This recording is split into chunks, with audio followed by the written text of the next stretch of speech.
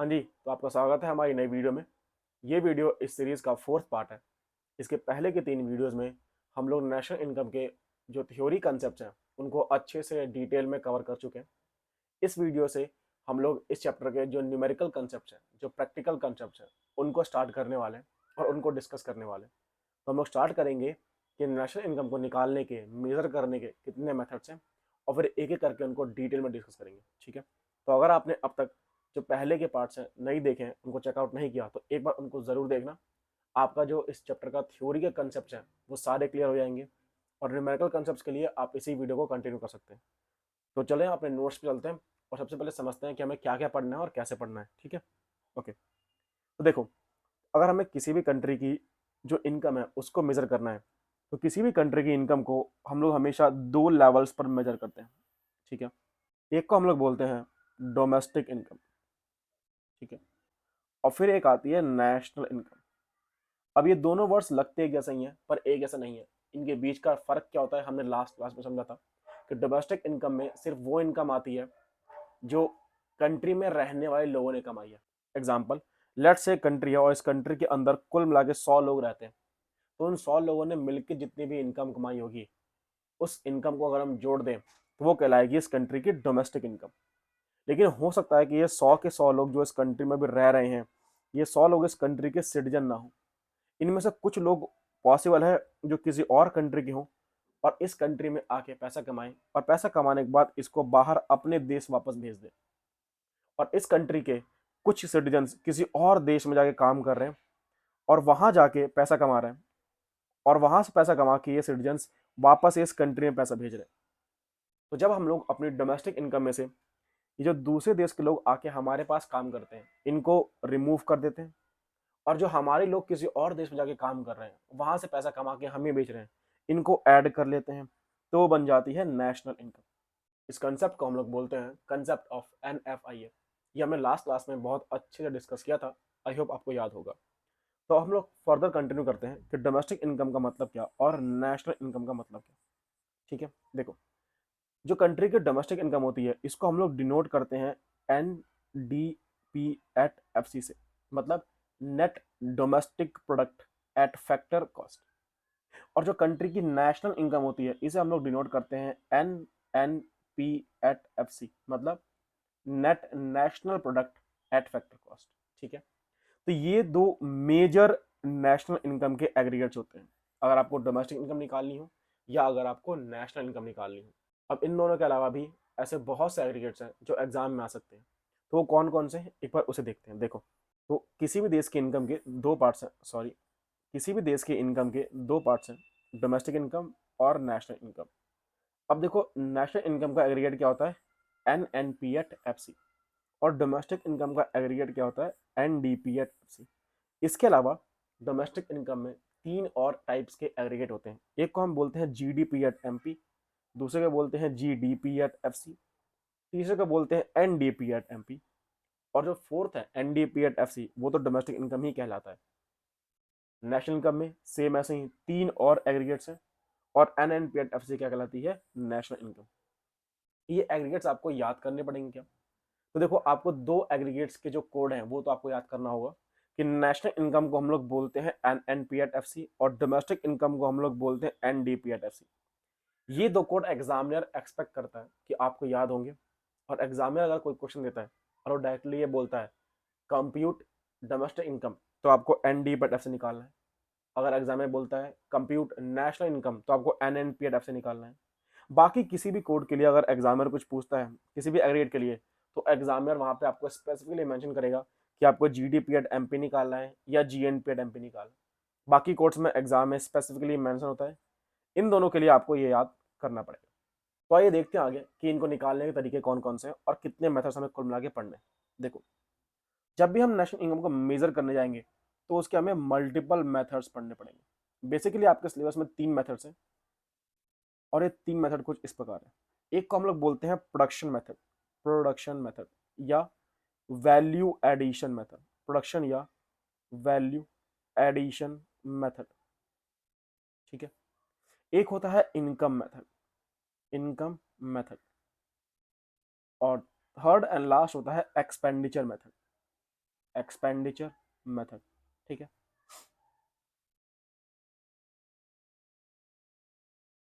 हम लोग स्टार्ट करेंगे प्रोडक्शन मेथड को डिस्कस करना या वैल्यू एडिशन मेथड को डिस्कस करना। नाम अलग अलग है बट चीज एक ही है। अब देखो इस मेथड में क्या है उसे समझने से पहले पहले हम एक छोटा सा एग्जांपल डिस्कस करेंगे। अगर आपको वो एग्जांपल अच्छे समझ में आ गया तो आप ये समझ जाओ कि आपको प्रोडक्शन मेथड करने में बहुत आसानी होगी। ठीक है, इस मेथड का बेसिक कंसेप्ट क्या है? ये मेथड ये बोलता है कि देखो किसी भी इकोनॉमी में अगर आपको उसकी इनकम को निकालना है तो सबसे सिंपल तरीका ये होता है कि उस इकोनॉमी में जितनी भी प्रोडक्शन हुई है आप उसकी सारी वैल्यूज को ऐड कर लो। और जैसे ही आप उस इकोनॉमी की सारी वैल्यूज को ऐड कर लोगे तो आपके पास उस इकोनॉमी में कितने रुपए की इनकम जनरेट हुई है ये पता चल जाएगा। ऐसा क्यों? क्योंकि देखो इकोनॉमिक में एक बहुत ही बेसिक कंसेप्ट एज्यूम किया जाता है कि अगर आपको इनकम जनरेट करनी है 10 रुपए की तो आपको 10 रुपए की वैल्यू की प्रोडक्शन करनी पड़ेगी। इट मीन्स कि आप जितनी ज्यादा वैल्यूज की प्रोडक्शन करते हो उतनी ज्यादा इनकम जनरेट होती है। Production is equal to income in the economics. तो अगर आप किसी भी कंट्री की प्रोडक्शन को काउंट कर लो तो आप उस कंट्री की इकोनॉमी को भी काउंट कर पा रहे होंगे। ठीक है, अब इसको काउंट करेंगे कैसे? तो देखो फॉर्मुलाज में लिखा दूंगा समझा दूंगा पर उससे पहले इसके पीछे का कंसेप्ट समझ लो। एक बार एग्जांपल से अगर आपने कंसेप्ट समझ लिया तो फॉर्मुलाज रटने की जरूरत नहीं पड़ेगी, आपको अपने आप सब कुछ समझ में आ जाएगा। ठीक है, चलो डिस्कस करते हैं। लेट्स से एक पर्सन है उसका नाम है मिस्टर ए। एग्जाम्पल थोड़ा ध्यान से देखना, कंफ्यूजिंग हो सकता है क्योंकि बहुत बड़ा एग्जाम्पल लूंगा, इसमें मल्टीपल पार्टीज इन्वॉल्व होगी। थोड़ा फोकस करोगे तो आपको बहुत अच्छे से बहुत इजीली समझ में आ जाएगा। एक पार्टी है मिस्टर ए और लेट्स से ये जो मिस्टर ए है इनका खुद का एक खेत है। ठीक है, और ये इस खेत में वीट वीट की प्रोडक्शन करते हैं, ये गेहूं उगाते हैं। और इन्होंने इस साल जितने रुपए की भी गेहूं उगाया उसकी एज्यूम करो कि वैल्यू है 1000 रुपीज। और ये 1000 रुपीज के गेहूं मिस्टर ए ने क्या करा, मिस्टर बी को सेल कर दिया। मिस्टर बी को सेल कर दिया। कितने में सेल कर दिया? ऑब्वियसली अगर वैल्यू 1000 है तो सेल भी कर दिया 1000 में। अब मिस्टर बी की ना आटे की मिल है, ठीक है, फ्लोर मिल है मिस्टर बी के पास। और मिस्टर बी ने इस गेहूं को अपने मिल में प्रोसेस करा और प्रोसेस करके आटा बना लिया। ठीक है, अब जब मिस्टर बी ने इस गेहूं का आटा बनाया तो बाद में फर्दर मिस्टर बी ने इस गेहूं के आटे को मिस्टर सी को सेल कर दिया। जस्ट सपोज मिस्टर सी को सेल कर दिया और इन्होंने मिस्टर सी को यह आटा कितने में बेचा? जस्ट एज्यूम करना कि इन्होंने यह आटा बेचा लेट से 2000 रुपए में। वापस एक बार देख लो, मिस्टर ए ने 1000 रुपए के गेहूं उगाए, वो गेहूं 1000 रुपए में उन्होंने किसको बेच दिया? मिस्टर बी को। मिस्टर बी ने उस गेहूं का आटा बनाया और फिर उस आटे को 2000 में किसको बेच दिया? मिस्टर सी को। अब मिस्टर सी की ना ब्रेड की फैक्ट्री है, बेकरी है इनकी, और इन्होंने अपनी बेकरी में इन्होंने क्या करा, इस आटे को यूज करके बहुत सारे ब्रेड्स बनाए।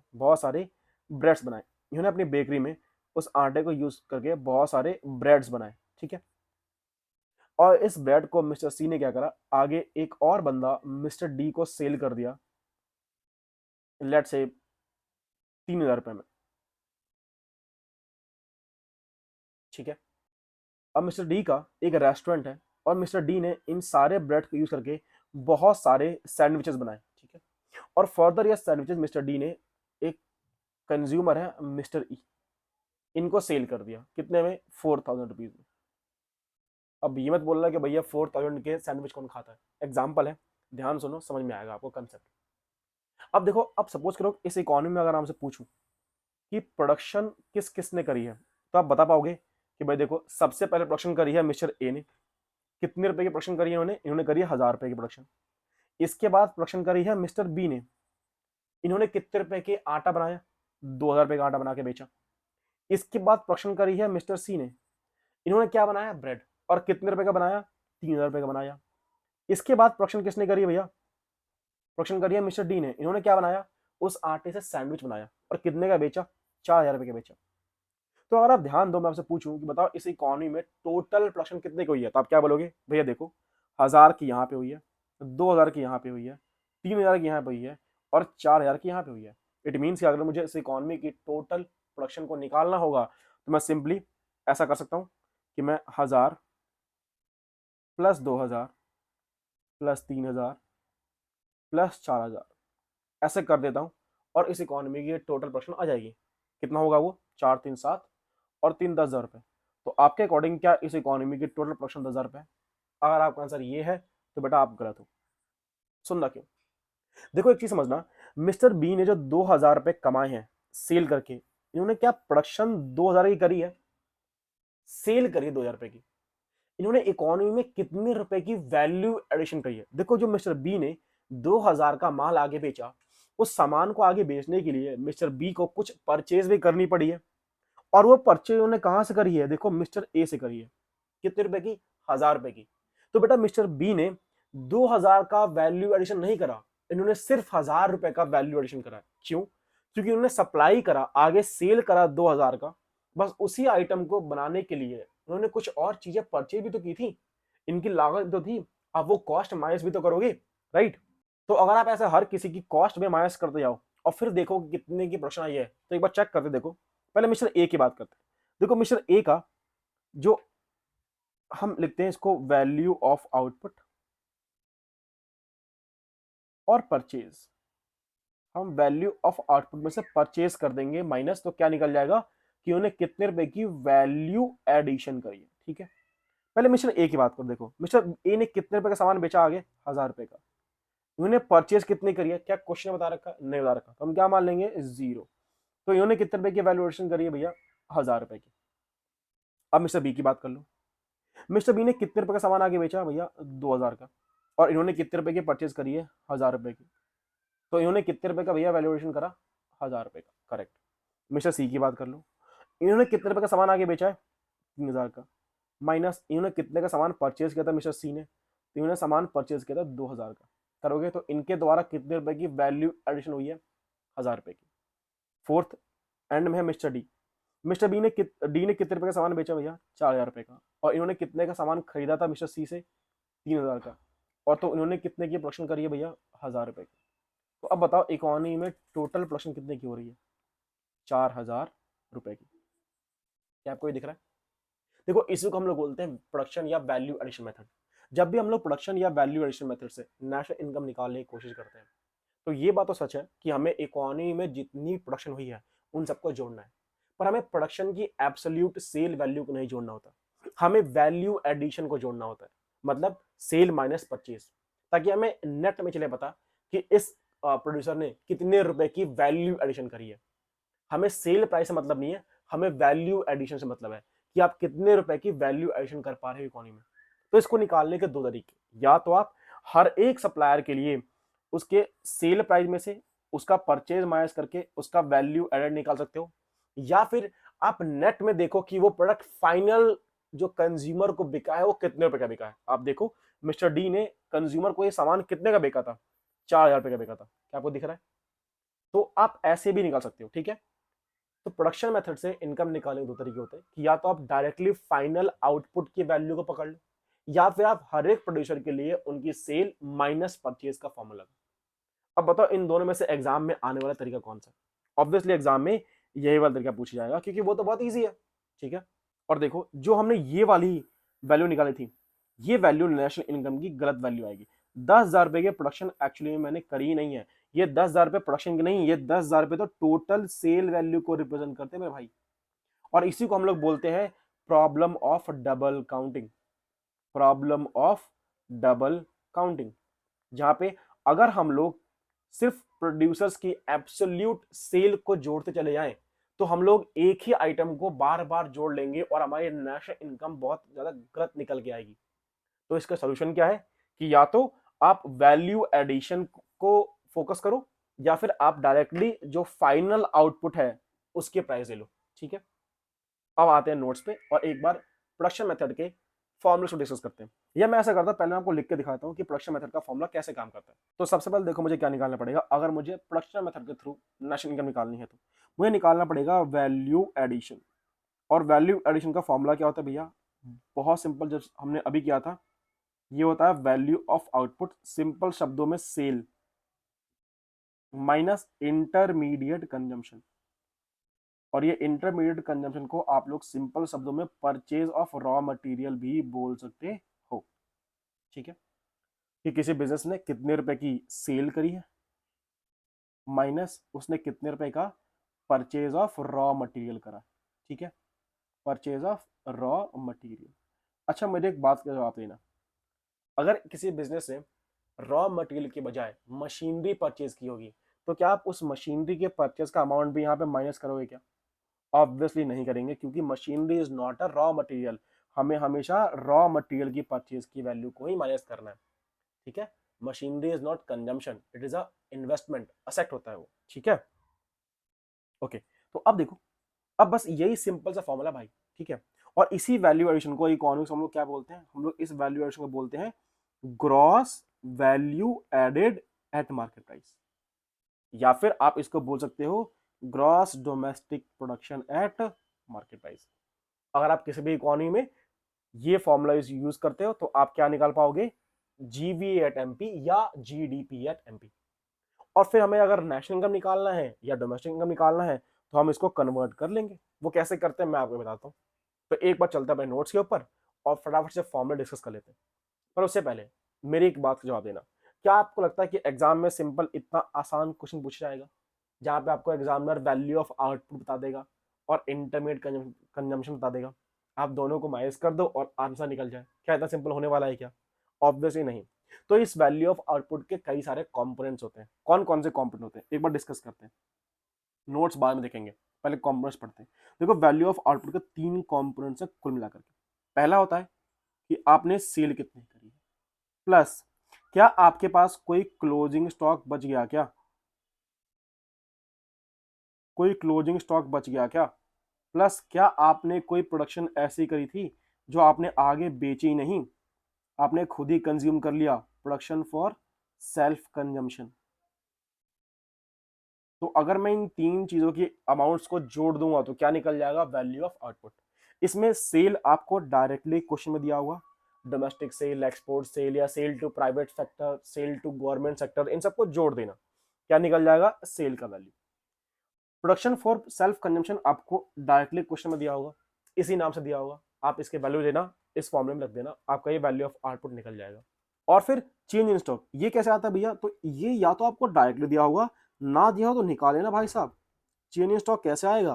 Closing stock minus opening stock. क्या आप समझ पा रहे हैं? बहुत बढ़िया। तो चेंज स्टॉक कैसे आता है? Closing stock minus opening stock. और वैल्यू ऑफ इंटरमीडिएट कंजम्पशन, भैया ये कैसे निकलेगा? तो भाई साहब ये आपको हमेशा क्वेश्चन में दिया होता है। बस एक बात हमेशा ध्यान रखना कि intermediate consumption means what? Purchase of raw material. Machinery की परचेज को या किसी भी कैपिटल असेट की परचेज को यहाँ पे माइनस मत कर देना। ओके, तो जब हम ये फॉर्मूला यूज कर लेंगे तो हमारे पास क्या निकल के आएगा? Gross domestic product at market price. अब मान लो मुझे निकालना है नेशनल इनकम, तो बताओ जरा नेशनल इनकम का कोड क्या होता है? हमने जस्ट ये पढ़ा था कि भैया नेशनल इनकम का कोड होता है NNP@FC। पर हमें क्या निकालना है? हमें निकालना था नेशनल इनकम NNP@FC, पर हमने निकाल क्या लिया? हमने निकाल लिया GV@MP या GDP@MP। बात तो एक ही है, इन दोनों का नाम इंटरचेंजेबल यूज होता है। तो हमने निकाल लिया भैया GDP@MP। हमें चाहिए था भैया ये, हमने निकाल लिया ये। अब आंसर कैसे आएगा? तो देखो, हमने लास्ट क्लास में जो थ्योरी वाले चैप्टर्स थे वहां हमने कन्वर्जन्स के 3 फॉर्मूले सीखे थे, जहां हमने ग्रॉस को नेट में कन्वर्ट करना, डोमेस्टिक को नेशनल में कन्वर्ट करना और फैक्टर कॉस्ट को मार्केट प्राइस में कन्वर्ट करना सीखा था। अब हम उसी लॉजिक को यहाँ पे यूज करने वाले। अगर आपने वो लास्ट वीडियो नहीं देखी थी तो बेटा पार्ट 3 जाकर देख लो, आपको बहुत अच्छे समझ में आएगा। मैंने काफी अच्छे से लॉजिकल तरीके से समझाया हुआ है। यहाँ पे मैं उसे रिपीट नहीं कर पाऊंगा क्योंकि फिर टाइम बहुत जाएगा। तो अभी हम डायरेक्टली उसको यूज करते हैं, कंसेप्ट को जो हमने लास्ट क्लास में सीखा था। अगर आपने वीडियो नहीं देखी है तो देख लेना, पार्ट 3 है वो वीडियो का, ठीक है। अब आ जाओ, तो देखो हमें चाहिए net national product at factor cost. हमारे पास है क्या? Gross domestic product at market price. तो अब देख जाओ, हमारे पास है ग्रॉस वैल्यू, हमें कौन सी वैल्यू चाहिए भैया? Net value. तो ग्रॉस से अगर आपको नेट पे आना है तो लास्ट क्लास में सीखा था हमें क्या करना पड़ेगा? हमें डेप्रीशिएशन को माइनस करना पड़ेगा। शाबाश, बहुत बढ़िया, ऐसे आंसर करना तुम्हें। अब देखो, अब हमारे पास है डोमेस्टिक वैल्यू, ग्रॉस डोमेस्टिक, हमारे पास डोमेस्टिक वैल्यू है। हमें कौन सी वैल्यू चाहिए? नेशनल। तो अगर डोमेस्टिक से नेशनल पे जाना है तो क्या करना पड़ता है भैया? हमें प्लस करना पड़ता है NFIA, correct, net factor income from abroad को हम जोड़ देंगे। इसके बाद हमें चाहिए प्रोडक्ट, और यहाँ हमारे पास प्रोडक्ट है भी, तो ये तो सेम ही है। तो देखो ये वाली वैल्यू हमेशा हर फॉर्मूले में सेम ही होती है। आपको बस कौन कौन सी वैल्यू देखनी होती है? ये दो वैल्यू और ये वैल्यू, ये चेक करनी होती है हमेशा। ये पी तो हमेशा सेम होता है, ठीक है। तो देखो मैंने ग्रॉस को नेट पे कन्वर्ट कर दिया, मैंने डोमेस्टिक को नेशनल पे कन्वर्ट कर दिया। अब मुझे इस मार्केट प्राइस को कन्वर्ट करना है फैक्टर कॉस्ट पे। तो मार्केट प्राइस को अगर फैक्टर कॉस्ट पे कन्वर्ट करना है तो क्या करना पड़ता है भैया, minus NIT, net indirect taxes. और जैसे ही आप ये सारी कलाकारियां कर लेते हो तो आपके पास क्या निकल के आ जाएगा, रुक जाओ जरा मैं इसको थोड़ा क्लियर आउट कर दूं। आपके पास निकल के आ जाएगा नेशनल इनकम। और यही है बेटा देखो प्रोडक्शन मेथड से नेशनल इनकम का फॉर्मूला। क्या आपको ये बात समझ में आ रही है, बोलो। बहुत सिंपल था ना, एकदम लॉजिकल था ना। अब देखो मैं तुम्हें एक बार नोट से फॉर्मूला क्रॉस चेक कराता हूँ। आ जाओ नोट्स पे, देखो ये रहा अपना प्रोडक्शन मेथड या वैल्यू एडिशन मेथड, ठीक है। ये पूरी कहानियां पड़ी हुई है, तुम एक बार देख लेना क्या है, ठीक है। अब देखो हम कैसे निकालते हैं, अपने मेन मुद्दे पे आते हैं। सबसे पहले हमें निकालना पड़ेगा चेंज इन स्टॉक। या तो क्वेश्चन में दिया हो, नहीं दिया तो हम निकालेंगे। कैसे निकालेंगे, closing stock minus opening stock. फिर हमें निकालना पड़ेगा वैल्यू ऑफ आउटपुट। या तो वैल्यू दे रखी हो, अगर नहीं दी हो तो कैसे निकालेंगे, sale plus production for self consumption plus change in stock. ये हमने देखो जस्ट अभी ऊपर निकालना सीख लिया, ठीक है। इसके बाद हम निकाल लेंगे gross value added at market price. इसी को हम लोग क्या बोलते हैं, GDP एट MP। फॉर्मूला क्या भैया, value of output minus value of input, जिसको हम लोग परचेज ऑफ रॉ मटेरियल भी बोलते हैं, इंटरमीडिएट कंजम्पशन भी बोलते हैं, करेक्ट। अब जब एक बार हम लोगों ने GDP एट MP निकाल लिया तो अब हम लोग सिंपली क्या कर सकते हैं, नेशनल इनकम निकाल सकते हैं। वो कैसे आएगा भैया, सिंपल, हमें GDP एट MP को कन्वर्ट करना पड़ेगा NNP एट FC में। और इसके लिए हमने जस्ट ये फॉर्मूला सीखा था, माइनस कर देंगे डेप्रिसिएशन, प्लस कर देंगे NFIA और माइनस कर देंगे NIT। ये देखिए फॉर्मूला, ठीक है। तो ये आपका प्रोडक्शन मेथड से नेशनल इनकम निकालने का फॉर्मूला है। अब इस मेथड में कुछ ध्यान रखनी होगी बातें, ठीक है, वो डिस्कस करते हैं फटाफट से। वीडियो थोड़ी लंबी हो रही है आई नो, बट आप रिग्रेट नहीं करोगे। एक बार इस वीडियो को शांति से पूरा देख लोगे ना तो आपको इस टॉपिक में दोबारा कभी दिक्कत नहीं आएगी, इस बात की मेरी गारंटी, ठीक है। अब देखो हम लोग ये स्टेप्स को फॉलो करके बहुत आसानी से नेशनल इनकम निकाल सकते हैं, पर एग्जाम में इतना इजी फिर से नहीं आएगा। वो फिर से आपके साथ एग्जामिनर खेलने की कोशिश करेगा। और वो कैसे खेलने की कोशिश कर सकता है, देखो एग्जामिनर ऐसे बोलेगा, वो बोलेगा कि देखो जी हम आपको देते हैं एक इकोनॉमी की टोटल सेल, लेट से 1000 रुपए, और फिर हम आपको दे देंगे डोमेस्टिक सेल 600 रुपए और एक्सपोर्ट सेल 400 रुपए। अब देखो यहाँ पे एग्जामिनर कैसे आप लोगों को बेवकूफ बनाने की कोशिश कर रहा है। एग्जामिनर क्या बोल रहा है कि देखो बच्चे सुनो सुनो मेरी बात, इस इकोनॉमी ने टोटल सेल करी है 1000 रुपए की, और डोमेस्टिक सेल करी है 600 की, और एक्सपोर्ट सेल करी है 400 की। तो मेरा प्यारा सा मासूम सा बच्चा क्या करेगा, वो बोलेगा भैया ने कहा था कि अगर मुझे प्रोडक्शन मेथड से नेशनल इनकम निकालना है तो मुझे सेल चाहिए होती है। तो बेचारा मासूम बच्चा क्या करेगा, वो एग्जामिनर के चाल में फंस जाएगा और इस सेल की वैल्यू को जोड़ के 2000 रुपए सेल की वैल्यू लिख देगा। और जैसे बच्चे ने काम करा, एग्जामिनर अपनी चाल में कामयाब, आप गलत, और आपका पूरा क्वेश्चन रॉन्ग। बट एक बात ध्यान रखना, टोटल सेल का ही तो पार्ट होगा ना डोमेस्टिक सेल और एक्सपोर्ट सेल।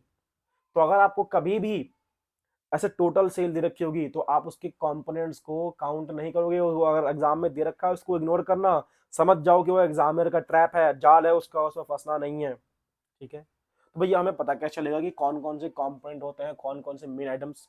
तो देखो इसके लिए मैं आप हूं ना, मैं लिखवाता हूं तुम्हें, देखो याद रखना हमेशा सबसे पहले क्या आएगी, टोटल सेल। या तो मुझे एग्जाम में टोटल सेल की वैल्यू रखी है, या वो मुझे बताएगा कि भैया डोमेस्टिक सेल कितने रुपए की है और एक्सपोर्ट सेल कितने की है, करेक्ट। या तो उसे मुझे बता रखा हो। अगर क्वेश्चन में मुझे टोटल सेल दे दिया तो मैं इनको इग्नोर कर दूंगा। अगर ये नहीं दे रखा है तो मैं डोमेस्टिक और एक्सपोर्ट को लेके प्लस करने वाला हूँ। क्या यहां तक समझ में आ रहा है। इसके बाद देखो डोमेस्टिक सेल के भी कंपोनेंट्स हैं भाई साहब। एग्जाम में लिख सकता है sale to households, sale to government, sale to private consumers. इस तरह के टर्म्स क्वेश्चन में एग्जामिनर यूज कर सकता है। तो अगर मुझे डायरेक्टली डोमेस्टिक सेल दिया है तो मैं इनको इग्नोर कर दूंगा, लेकिन अगर डोमेस्टिक सेल की वैल्यू नहीं दे रखी है तो मुझे इन सबको भी ऐड करना पड़ेगा। तो आई होप आप समझ गए। तो ये एग्जामिनर ऐसे खेलने की कोशिश करता है। और सेम यही टोटल सेल की जगह आप अगर लिख दोगे टोटल परचेज, क्योंकि इंटरमीडिएट कंजम्पशन के लिए हमें क्या निकालना पड़ता है, परचेज निकालनी पड़ती है। तो टोटल सेल की जगह आप टोटल परचेज लिख दो। तो परचेज में क्या आ जाएंगे, दो कंपोनेंट्स, या तो डोमेस्टिक परचेज या आ जाएगा इम्पोर्ट्स। करेक्ट, परचेज में एक्सपोर्ट नहीं इम्पोर्ट होता है गधो, तो इम्पोर्ट्स। ठीक है, और ऐसे डोमेस्टिक के तीन कंजम्पशन, तीन कंपोनेंट्स। ओके, तो अगर आपको एग्जाम में कभी भी कंपोनेंट्स की वैल्यू दे रखी है और साथ में जो मेन हेड है टोटल सेल या टोटल परचेज वो भी दे रखा है, तो आपने कंपोनेंट्स को इग्नोर करना है इस क्वेश्चन में। ठीक है, ये एक छोटी सी बात थी। इसके बाद ध्यान रखेंगे आप लोग कि देखो हमेशा इंटरमीडिएट कंजम्पशन में हमें कौन सी वैल्यू लेनी है, परचेज ऑफ रॉ मटेरियल की, बस। हम कई मशीन की वैल्यू को नहीं काउंट करेंगे। इसके बाद याद रखना एक ये वाला पॉइंट स्पेशल पॉइंट है, ये वाला बहुत सारे क्वेश्चन में नहीं पूछा जाता। इवन आपकी बुक में भी किसी क्वेश्चन में शायद ये पॉइंट दिया हो, पर अगर एग्जाम में आ गया आपको याद नहीं रहा तो आप फंस जाओगे। इसलिए उसको ध्यान रखना कि production for self consumption value of output का पार्ट होता है। इसके बाद ये आपको फॉर्मूला ध्यान रखना है। आई होप आपको समझ में आया होगा। अब यार देखो, आई होप कि आपको ये पूरा मेथड समझ में आ गया होगा। अगर आपको समझ में आ गया तो वीडियो को लाइक कर दो, कमेंट करके बताओ कि आपको अंडरस्टैंडिंग, आपकी कंसेप्ट क्लियरिटी हुई या नहीं हुई। और अगर आपकी कोई दिक्कत है, कोई समस्या, कोई डाउट, कोई शंका कुछ भी है तो यार कमेंट करो। मैं तुम्हारे सारे कमेंट पढ़ता हूँ, उसका रिप्लाई करता हूँ, तो तुम्हारे कमेंट का रिप्लाई जरूर करूंगा। ओके, तो मिलते हैं आपसे अगली वीडियो में, करेंगे स्टार्ट इनकम मेथड। ठीक है, तो तब तक के लिए आप क्वेश्चन की प्रैक्टिस करो, एक बार इस वीडियो को दोबारा देखो और नोट्स बनाओ। ठीक है, हाँ एक बात और देखो, अगर तुम्हें वीडियो अच्छी लगी है, कंसेप्ट समझ में आया है, तो प्लीज़ अपने फ्रेंड के साथ, अपने स्कूल ग्रुप में, अपने ट्यूशन ग्रुप में इस वीडियो को प्लीज़ शेयर करना। नया नया चैनल है यार, अपने भाई को सपोर्ट करो। ठीक है, तुम्हारे लिए इतनी मेहनत कर रहे हैं, तुम अपना सपोर्ट प्लीज़ दिखाना। और अगर कोई डाउट है, जैसा कि मैंने कहा, कमेंट करना। ठीक है, तो मिलते हैं अगली वीडियो में, तब तक के लिए गुड नाइट।